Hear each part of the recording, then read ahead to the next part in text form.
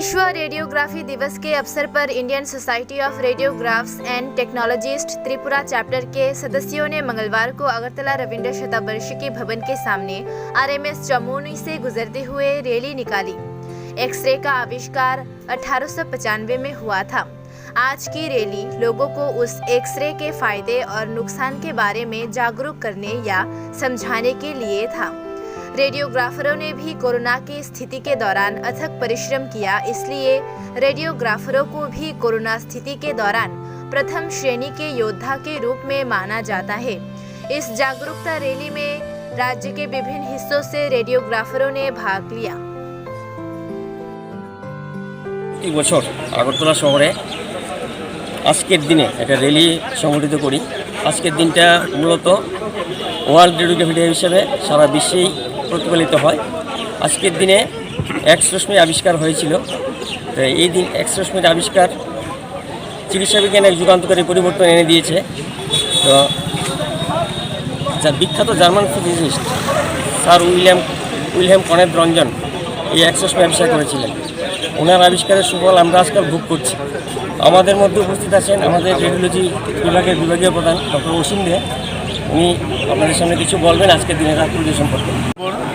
World radiography day এটা শুধু ত্রিপুরায় নয়, দেশে বিদেশে সব জায়গায় পালিত হয়। এই দিনটিতে সায়েন্টিস্ট রঞ্জন এক্সরে রশ্মি আবিষ্কার করেছিলেন। এই এক্সরে রশ্মি দিয়ে বিভিন্ন রোগের রোগ নির্ণয় আমরা এখন পর্যন্ত করে আসছি। এটা এক্সরে রশ্মিটা আবিষ্কার হয়েছিল 1895 খ্রিস্টাব্দে। তখন থেকে মেডিকেল ইমেজিং টেকনোলজিতে একটা বিরাট পরিবর্তন আসে।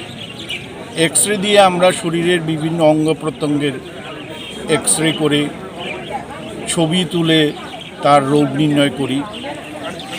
তারপর এক্সরে করে এক্সরের সাহায্যে আমরা হার্টের রোগ নির্ণয় করি। হার্টের স্ট্রোক পর্যন্ত করোনারি আর্টারি ব্লক রোগ নির্ণয় করা হয়। ম্যামোগ্রাফি ব্যবহার করে ব্রেস্ট লিশনস আইডেন্টিফাই করা হয়। তারপর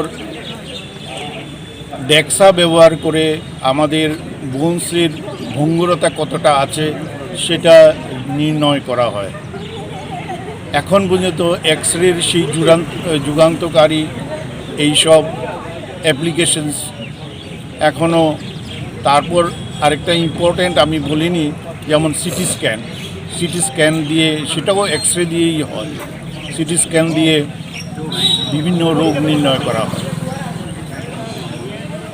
আজকের যে পদযাত্রা তার যে theme radiologist and radiographer supports the patient care, এই থিমের উপর বেসিস করেই আমাদের আজকের এই পদযাত্রা।